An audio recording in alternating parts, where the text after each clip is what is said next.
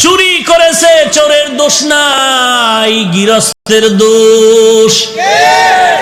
চোরায় চুরি করতে ঢুকছে, দেওয়াল বইরা এক চোরায় মারা গেল, আর এক চোরায় আদালতে মামলা দিছে, বাড়িওয়ালার ফাঁসি চাই।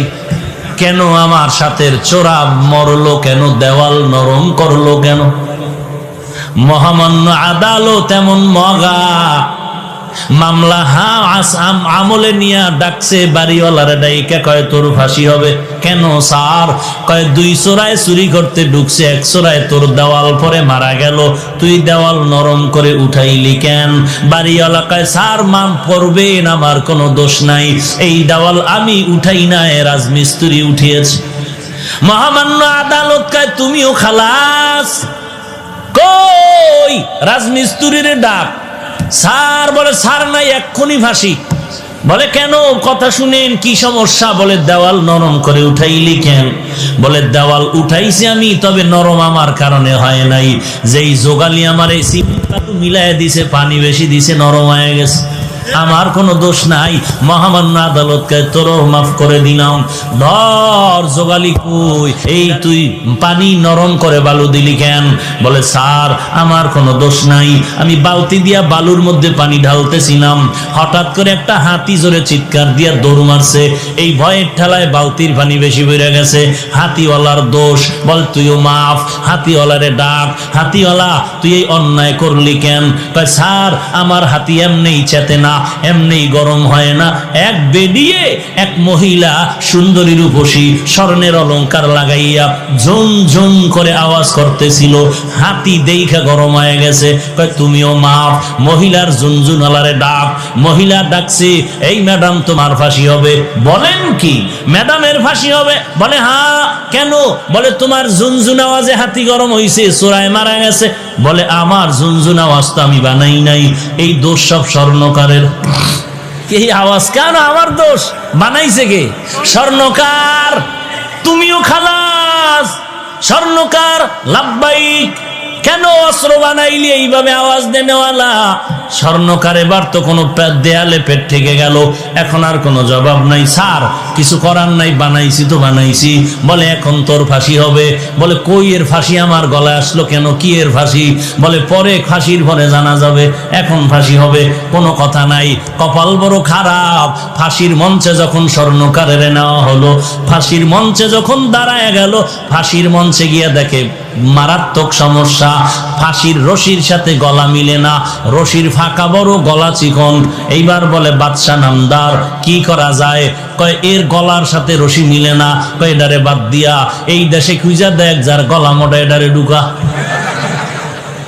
এইবার জল্লাদ খুঁজো, দেশের মধ্যে কারে পাও গলা মোটা, এডার ফাঁসি দাও। খুঁজতে খুঁজতে খুঁজতে খুঁজতে একজন গলা মোটা পাইলো, পীর সাহেবের খাদেম। এমন এক খাদেম পাইছে যে ফাঁসির রশির সাথে গলা খাপের খাপ, বাপরে বাপ মিলে গেছে। এমন মেলা মিলল। এইবার মরার আগে বলে কোনো দাবি আসেনি? এইবার খাদেম কয় হ্যাঁ আছে। কি দাবি? বলে আমার পীরের সাথে আমি একটা বেয়াদবি করেছিলাম, ওই বেয়াদবির জন্য ক্ষমা চাইব। কি বেয়াদবি করেছ? পীর আমাকে নিষেধ করেছিল এই দেশে যেন না থাকি। কেন নিষেধ করেছিল? আমরা যখন সফরে রওনা হলাম, এই দেশে আইসা দেখলাম ঘিয়ের দাম তেলের দাম সমান। তেলের দাম? আমি বললাম হযরত আমার শরীর হয় না, এত গোশত খাই, জনমের মতো খাই, এরপর শরীর বাড়ে না। তেলের দাম ঘিয়ের দাম যেহেতু সমান, কম দামে ঘি খাইয়া মোটা হয়ে যাব। আমার পীর বারবার বলছে এই দেশের ঘি খেয়ে মোটা হইলে বিপদে পড়বি, কেন এত দামি ঘি কেন কম দামে পাইলে খাবো না? পীর বলছিল সাবধান, যেই দেশে তেলের দাম ঘিয়ের দাম সমান, ওই দেশে কোনো ইনসাফ নাই। যেই দেশে নারী আর পুরুষের দাম সমান, ও দেশে ইনসাফ নাই।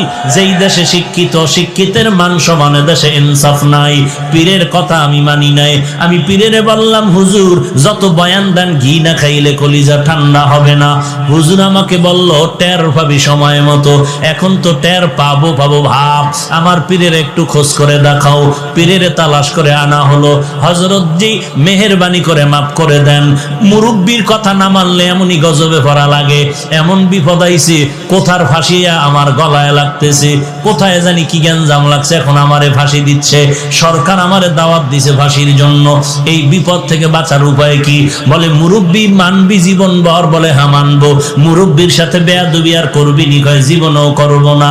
কয় এইবারও বাঁচার বুদ্ধি দেই, মরণের জন্য তুই পাগল হয়ে যাবি, তুই বলবি আমাকে তাড়াতাড়ি ফাঁসি দাও, আমারে তাড়াতাড়ি ফাঁসি দাও, এই কথা তোর কথা বন্ধ করবি না, এরপরে যা হওয়ার হবে। এইবার জল্লাদ যখন ফাঁসির মঞ্চে নেয়, খাদেম কয় আমাকে দাও। পীর সাহেব বলে খবরদার, এই খাদেমরে দিবা না, ফাঁসি দিলে আমাকেই দাও। দুইজন আর কিলাকিলি লাগছে ফাঁসি হওয়ার জন্য। সবাই আশ্চর্য হয়ে গেল, এমন কাহিনী তো জমিনের মধ্যে আর হয় নাই।